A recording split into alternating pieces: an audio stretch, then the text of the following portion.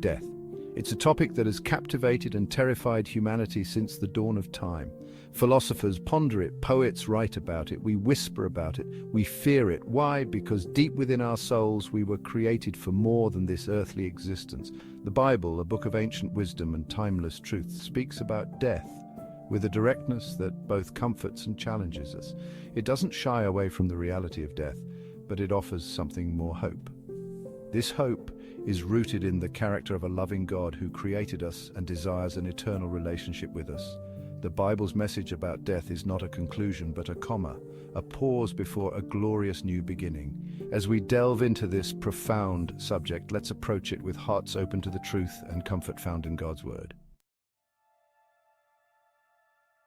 The story of death begins in a garden, not just any garden, but the Garden of Eden, a paradise where life flourished and God walked with Adam and Eve in perfect harmony. Genesis, the book of beginnings, tells us that God gave Adam and Eve only one prohibition: not to eat from the tree of the knowledge of good and evil. They disobeyed. This act of disobedience, the first sin, had catastrophic consequences. Sin fractured their relationship with God and brought death into the world.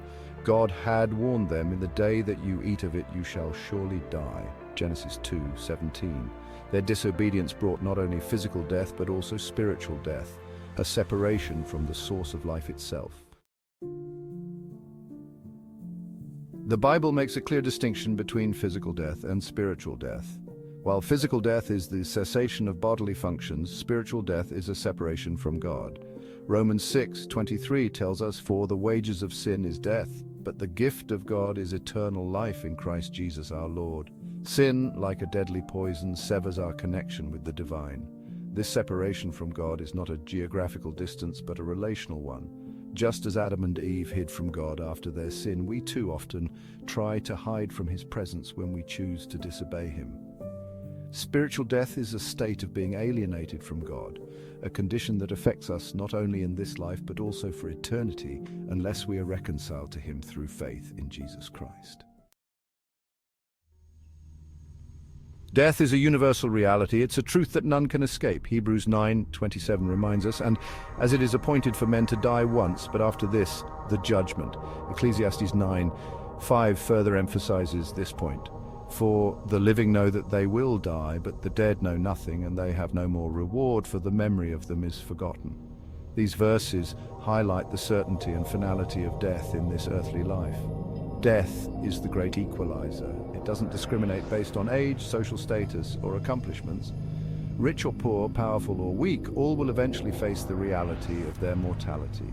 This realization can be unsettling, but it also serves as a powerful reminder to live each day with purpose and intentionality, making the most of the time we have been given.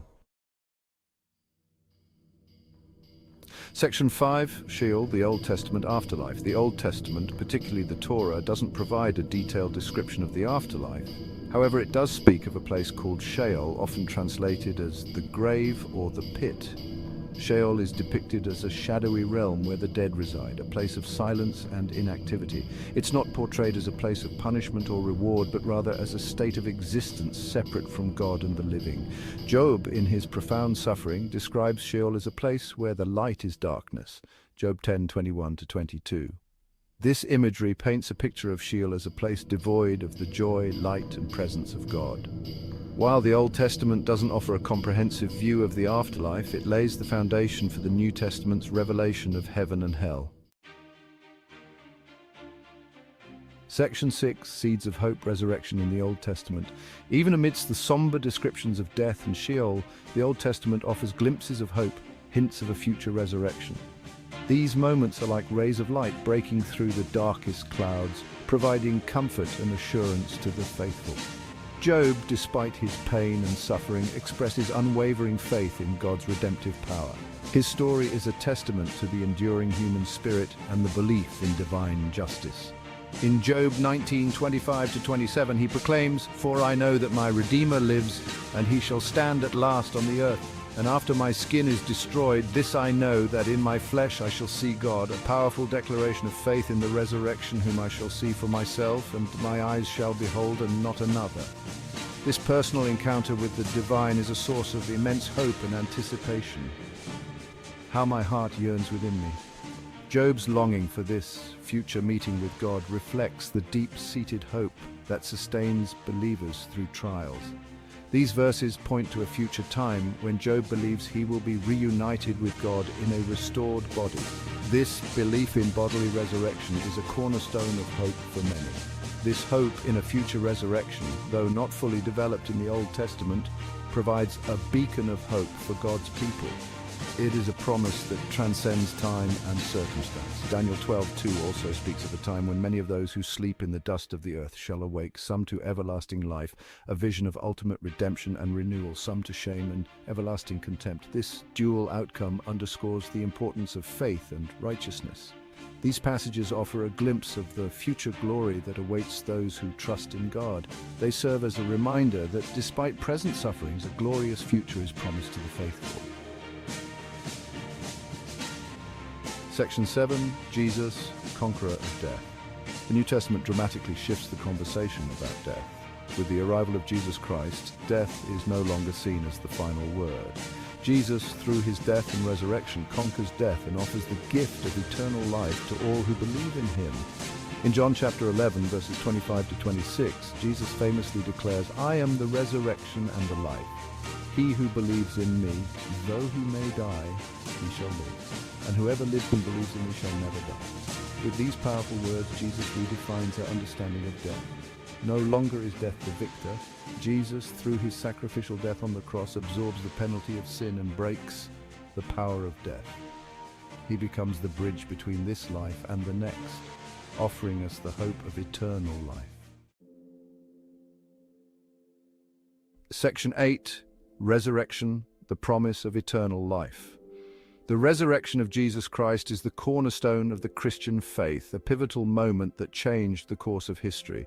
It's the historical event that validates his claims and offers us the assurance of our own resurrection, a hope that transcends time and space. 1 Corinthians chapter 15, verses 20 to 22 proclaims, "But now Christ has risen from the dead and has become the first fruits of those who have fallen asleep. For since by man came death, by man also came the resurrection of the dead, a divine reversal of the curse of mortality. For as in Adam all die, even so in Christ all shall be made alive."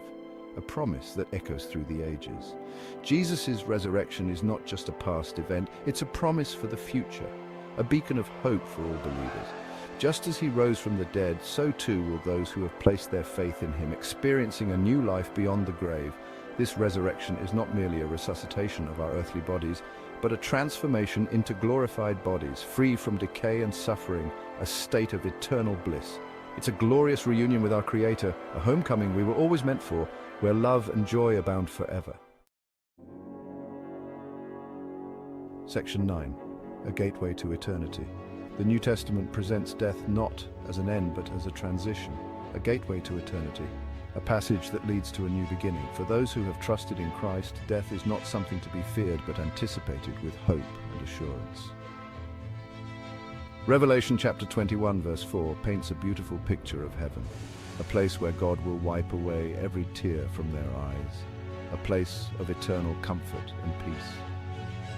There shall be no more death, nor sorrow, nor crying, for the former things have passed away. There shall be no more pain, for the former things have passed away, replaced by eternal joy and serenity.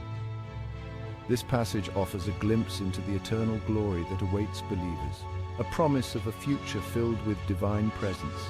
It's a place of unimaginable beauty, peace and joy, where every moment is filled with the presence of God, where we will be reunited with loved ones who have gone before us, sharing in the eternal joy and love, and live in perfect fellowship with God for all eternity, experiencing his love and grace forever. Death, though a reality of this life, is not the final chapter for those who are in Christ, but rather the beginning of a glorious eternity. It's the doorway to an eternity filled with unimaginable joy, peace and fulfillment, and the fulfillment of God's perfect plan for our lives, a plan that promises eternal happiness and divine presence. Section 10, A Time for Comfort. While the Bible offers hope and assurance regarding eternal life, it also acknowledges the pain and grief that accompany death in this life. Jesus, in his earthly ministry, demonstrated profound compassion for those who were grieving. John chapter 11, verse 35 records a poignant moment when Jesus wept at the tomb of his friend Lazarus. This verse reminds us that Jesus understands our sorrow. He is not distant or indifferent to our pain. In times of grief, we can find comfort in knowing that Jesus is near to the brokenhearted. He walks with us through the valley of the shadow of death, offering his presence and peace. While we grieve the loss of loved ones, we do not grieve as those who have no hope. We have the assurance that we will see them again in the presence of our Savior, where death will be no more.